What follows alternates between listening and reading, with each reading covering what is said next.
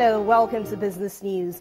The Speaker of the House of Representatives, Yakubu Dogara, visited the Nigerian Stock Exchange in Lagos today. He held a closed-door meeting with the exchange officials, had a chat with traders, and later sounded the closing gong.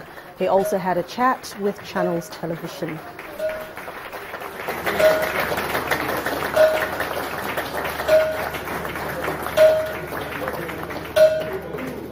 The market has been able to rebound.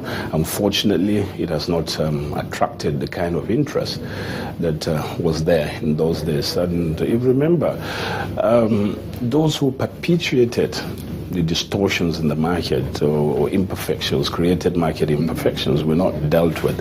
So for a quite section of investing public in Nigeria, as long as people were not held accountable for their actions, they're not going to come back to the market, because what guarantees do they have that the same thing may not replicate itself?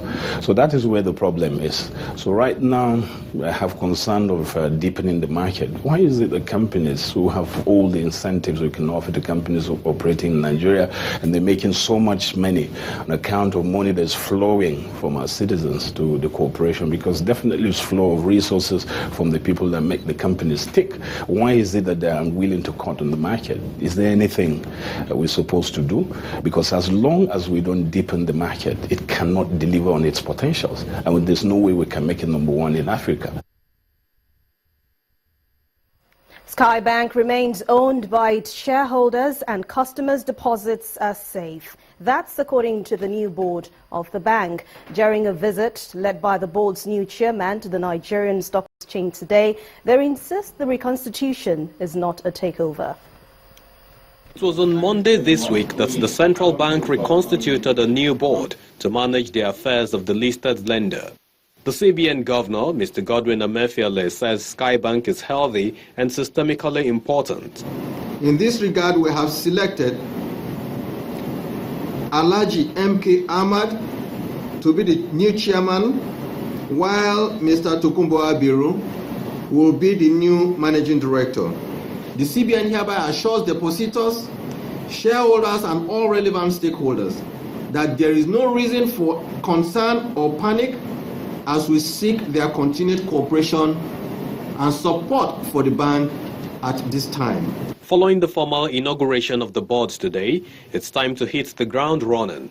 And the first port of call is the stock exchange to reassure traders and investors. We are here essentially as an intervention team.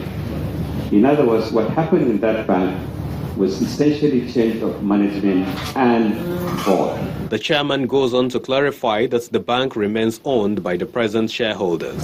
Some of the board members of the board of directors are still there, and therefore it doesn't amount to take over.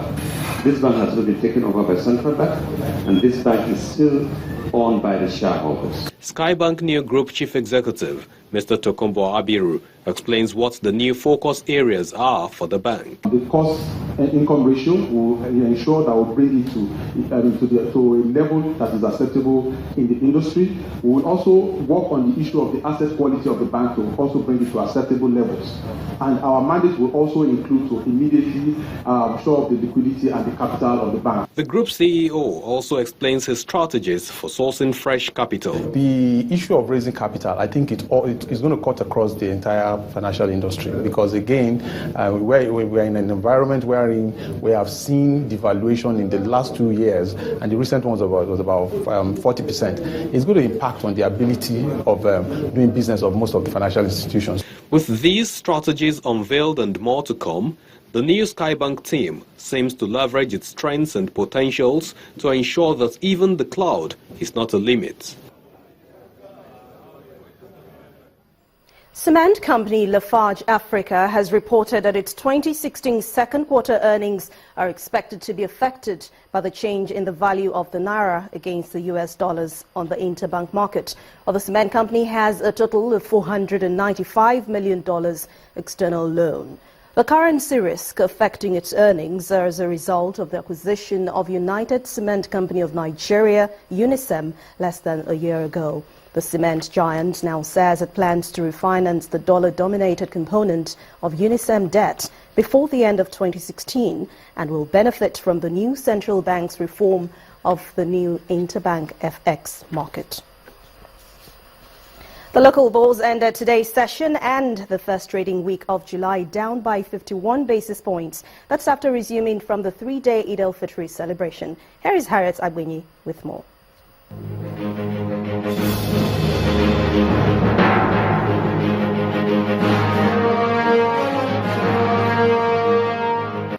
Trading at the Nigerian stock market resumed today after a three-day holiday to celebrate Eid al-Fitr. The market played host to the Speaker of the House of Representatives, Honorable Yakubu Dogara, members of the House Committee on Capital Markets, and the new management of Skye Bank.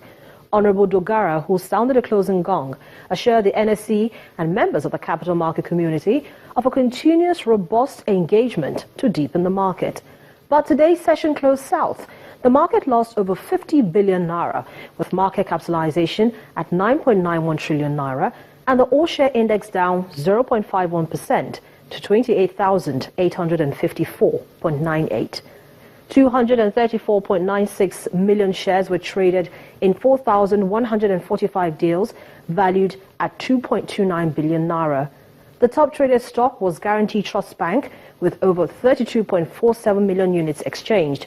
Skye Bank was also among the most actively traded stocks today with over 21.59 million. The equity dropped by 8.42% to close at 87 kobo. Stanbic IBTC Holdings share price grew by 10.23% to lead 10 other stocks. On the flip side, Better Glass, Diamond Bank and FCMB are among the top losers for this session. And those are the day's trading figures. I'm Harriet Agbinyi.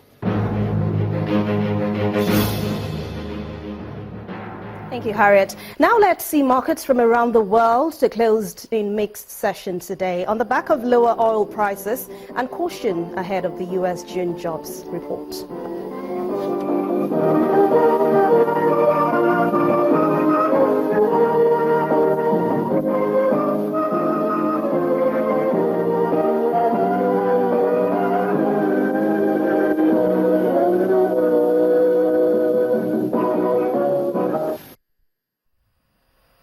That's Business News Tonight. Thank you for watching. I'm Anne Umawodo. Back to you, Amarachi. And just a slight shift to the United States, where snipers have killed 5 police officers and wounded 7 in a coordinated attack in Dallas. U.S. Attorney General Loretta Lynch says it's been a week of profound grief and heartbreaking loss. She has a peaceful protest planned in Dallas when the incident happened was in response to the tragic deaths of 2 black men. However, she insists violence is never the answer. What began as a relatively peaceful protest in Dallas over the police shooting of 2 black men ended with at least 5 officers dead and 7 more wounded. Reports say snipers opened fire on the officers from an elevated position. Witnesses described the horror as the shooting erupted in apparently coordinated attacks. I was walking, and the sniper just started shooting. Man, like all of the cops were getting shot, man. I just saw cops bending over, man. Like it had to be like 5 or 6 cops, like they was all getting shot down, man. One suspect was later killed after being involved in a shootout with police. 3 others are in custody, one of them a woman. We have in custody a female who was in the same area of the El Centro garage, and we followed a Mercedes with 2 suspects who had camouflage bags, who officers end up stopping on traffic in the Oak Cliff area near Polk and 67, and they are in custody and being interviewed. The snipers struck during a day of protest across the United States over the shootings of the 2 black men in separate incidents in Minnesota and Louisiana. Research fellow at the Nigerian Institute of International Affairs, Professor Charles Dokubo, joins us now to discuss the issues surrounding the police shootings. Professor, thank you for joining us on the News at 10 tonight. Well, many have speculated, but would like to get your thoughts. Would you describe the recent police shootings as racially motivated? I think it should be, because, if you listen to what he said after that ambush, he said that he wanted to kill white people, especially policemen. But you're also looking at the antecedent of what has happened in America. It's the new normal. in the sense that, you know, you have the shootings in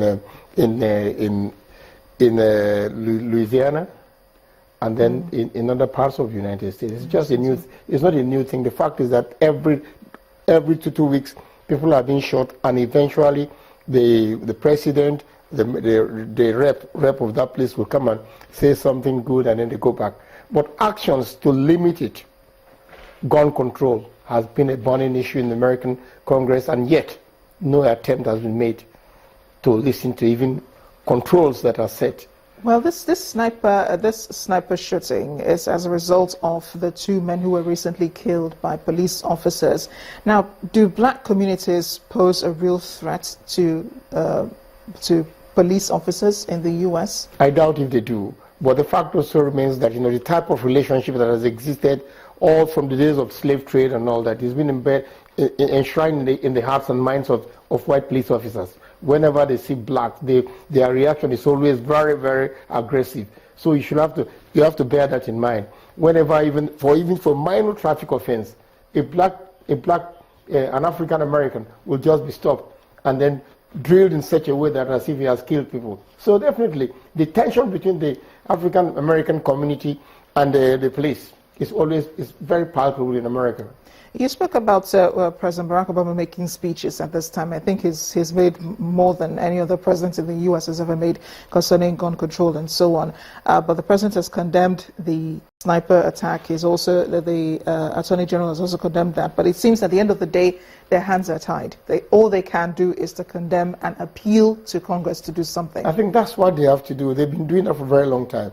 But also, you know, the outcome of cases that have been taken to court against police officers, it has not proved to the black people that the judiciary is even unbiased and all that. So that's why when things like this happen, one has to be very careful. This man served in Afghanistan, came back. In Afghanistan, where he worked and fought with fellow white Americans and all that, came back to his country and saw that this thing is still continuing. For him to have made up his mind to do that, it's not just an overnight, it's a spontaneous reaction. He has thought of it for a very long time. Well, we've counted at least almost 40 cases of shooting in the U.S. Since the year began.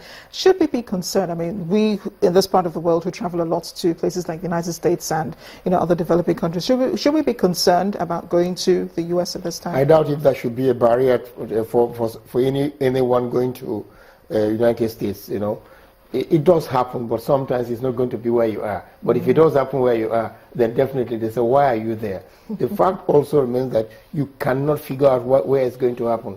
It could happen at any time. Somebody discharged from his work could come back to that company and shoot all the people there. It has happened loads of times.